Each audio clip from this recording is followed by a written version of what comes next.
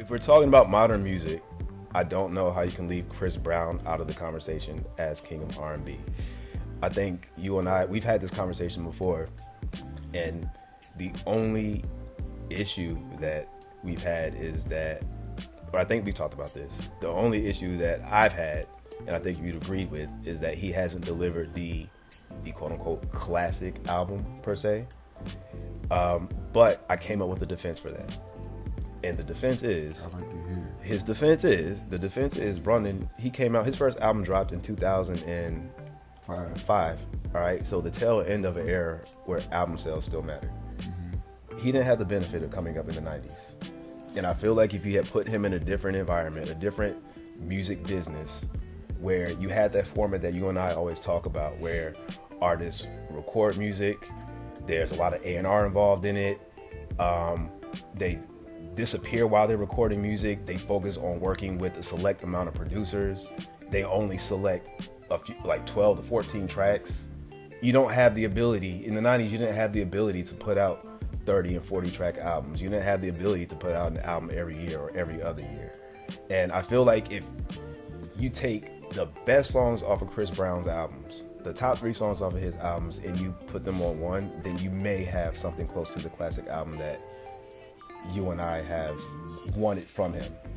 All that being said, even without the album, his influence on music for the past 10 to 15 years, I think it's just been undeniable. Like, I don't know if there's a year that's gone by without hearing something from Chris Brown. I don't think there's ever been a time over the past decade where he hasn't been relevant. But yeah, I don't know if you can talk about modern kings of R&B without discussing Chris Brown. So that's why I have that. Thoughts on my defense, Brandon? Are you buying it at all? No. Not really. Okay, let's go. Because let's go. He's one of, in my opinion, one of what I call one of the last students of the greats. So that means he still came up in an era where Michael Jackson was alive, Prince was around. He studied a lot of great artists. He did a tribute to James Brown at the Grammys at one point. Right. He knows what's up with albums and stuff. He just doesn't deliver good albums. They're not bad albums. They're not bad either. His albums aren't bad. But again, to be a king of R&B, I think you would at least need to put out one classic album, and he's yet to do that. And he's had plenty of opportunities to do that. Okay, well, he hasn't.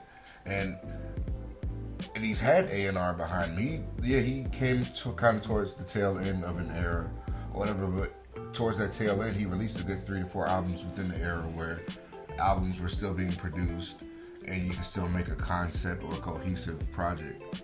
And he didn't do that. But the people who did that were already seasoned. They were already the vets. Those were your ushers. Those were people like Rihanna and them came out at the same time, and Rihanna's come out with at least 2 to 3 cohesive albums that somebody can say, okay, this is the Rihanna album that she may be known for. We may not like it the most or whatever, but at least Rihanna's come out with cohesive projects, and they literally both came out in 05. But I think it's different because you're talking about a female pop star. I don't think. I think it's a little bit different when you're talking about R&B. A cohesive album is a cohesive album. Well, we're not talking about cohesiveness, because if we're talking about cohesiveness, or a cohesive classic album. Sorry, you're talking like a marquee album. So a Prince's Purple Rain, a Michael Jackson's Thriller, a Stevie Wonder Songs in the Key of Life. See, I didn't know Rihanna had that. I know she has a lot of songs and she has a lot of albums that people like, but I still wouldn't even put any of those albums at the same table But you could still think of a Rihanna album. With a Chris Brown album, you can ask somebody on the street, and what is Chris Brown's signature album? They'll be like, the one with Run It on it, baby? Well, Rihanna, people will know Loud, people will know Anti, people might know Rated R. They can name a Rihanna album. A lot of people can't even name what a Chris Brown album is, like a title of it, I feel. We would have to ask his fans. I can name them, and I feel like you can ask his fans. We've had to ask his fans, because I don't. That's how. Again, that's not taken away from, his career and his accolades and stuff like that. But to me, he just doesn't. He doesn't have that. And then I heard you use a word when you said contributed to music, but what influence has he left on music? When people want to feature, they go to Chris Brown, and it's been like that for the past decade. When he's shown that he has the ability to not only do R&B. We're talking about R&B now, but he's conquered a lot of different genres of music. I mean, he's a worldwide artist. He's done. Yeah, but he's not the first. Well, so my question. So you want to know if he's the first to do it? No.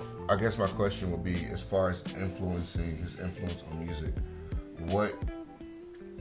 Say if an artist comes out tomorrow, what Chris Brown-ism would you see in that artist from Chris that would be like, oh, okay, he got that from Chris.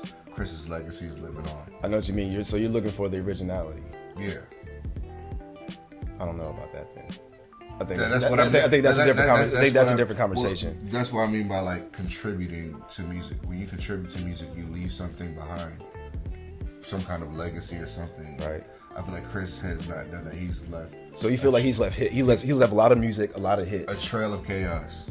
I'm not going to say he hasn't left chaos. No, we're not going to. Okay. Musically. Why chaotic though, Brandon? He's a chaotic artist. Listen to an album of his. That's what we said. That's how we started the conversation. We talked about the fact that we don't necessarily like the way he releases music, and that if he was a king of R&B, he would release music. But it's a modern time. But again, these are modern times, bro. And a lot of people release music like this. They release a bunch of music. I don't know, when was the last truly classic album? So exactly, a lot of people are doing what Chris Brown does. So what's separates him from other people? We're not talking. That was just in terms of how that's why I said if he had the benefit of coming up in a time where the format was different in the 90s. He did come up in a time where he came out the same year as Emancipation of Mimi. But Mariah Carey was also a seasoned artist. But I'm saying he came up, and mind you, when he got signed is different from when he released his album. He got signed 2-3 years before he actually came out with the album, I believe. So. Right, but he's still first of all a teenager. That's the first thing, but you also there's some build up to that. Mariah Carey was a veteran by the time Emancipation came out. I'm just talking. You saying came up around the time when people were doing albums like that. He did an album. He came out around the time when one of the greatest albums came out, so that was somewhat that. People were still doing that around the time. But you have to think about where he was in his career. It's a debut album, which, by the way, I will also say is one of the stronger debut albums from an R&B artist that we've seen. Mm-hmm. At least that you at least got to give him that. Yeah. And that's why we saw so much potential. I mean, people still refer back to that first album, and people keep referring back to that because my opinion on Chris Brown is he's an amazing performer. He's a very underrated singer, so I don't want this to come across as I'm not a fan of Chris Brown.